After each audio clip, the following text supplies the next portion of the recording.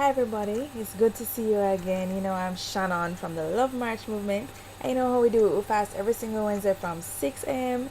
to 6 p.m. Before we even get into our 3 points and 3 people, which is the format that we normally do it, I just want to take the time out to say a big, big thank you to all of you who have been standing with us, praying with us, fasting with us, encouraging us. We could not have reached this far and achieved the things that we have been achieving as an organization for the Lord if we didn't have you guys.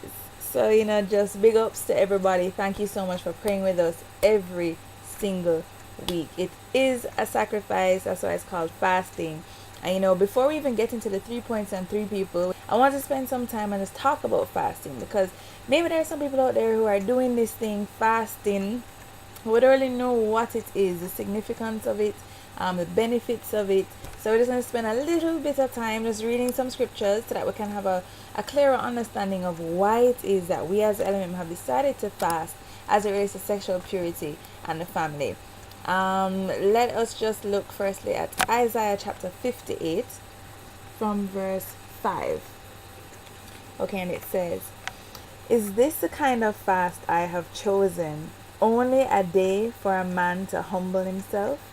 Is it only for bowing one's head like a reed, and for lying on sackcloth and ashes? Is this what you call a fast, a day acceptable to the Lord?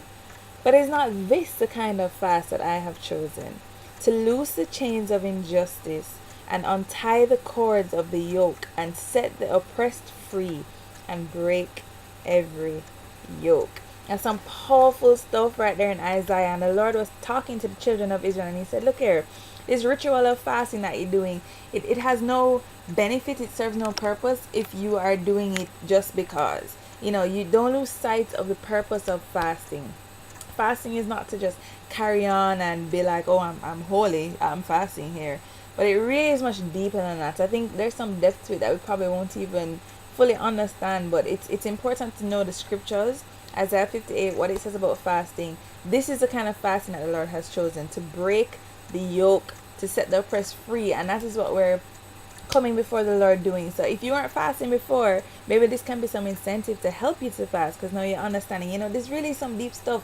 And this is what the Lord has chosen for us to do. This is the fast, the kind of fast that the Lord has chosen for us to take part in. So it's very important to know these stuff.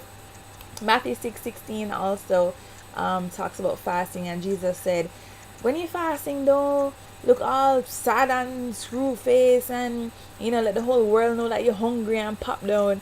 No, that's not the kind of fasting that we have been called to. Yeah, we feel hungry. Yes, exam time for many people out there, and you want to study. Your baby have an exam on Wednesday, and you don't know how you're gonna find the strength to go through the day without food. The Lord is saying, if you're going to do this thing, make sure that you're doing it for me. It has to be between you and the Lord. It's not something that you show to others. Even though we do the fasting video, that's because we're calling believers to stand with us. So there's a difference between a collective fast and inviting persons to fast with you, as opposed to telling people you are fasting, you are tired, you are hungry, So I hope you're understanding the difference, and we can give you better guidance as to how you can fast. A popular story is in Esther. Haman was literally on the verge of successfully destroying the entire Jewish race. He was going to wipe them all out. These are God's people, and he was just not having it. He was going to just do away with them. And when Esther got word of it, Esther sent a reply to Mordecai, and this is in Esther 4 verses 15 to 16. And Esther says, "Go, gather all the Jews who are in Susa and fast for me. Do not eat or drink for 3 days, night or day." So we're just doing 1 day, 66, But she was like, yo, go ahead, 3 days, 3 nights, no food, no water. And we're going to set this before the Lord. And sure enough, the Lord turned it around and delivered them. And Esther was given favor in that time too. So this shows you the power in fasting, as it said in Isaiah 58, to break the chains, to set the oppressed free. This is the kind of fasting that the Lord has called for us, not to just be hungry. You understand? There's a whole lot more depth in this, and we've seen which fasting delivered people. And so that is what we're focusing on. Well, not that, but every single week when we fast, that is what we're looking at, why we fast. The Lord honors sacrifice. There is no spiritual investment that goes unrewarded. So continue to stand with us, continue to fast with us, and stand still and see the hand of the Lord will deliver his people.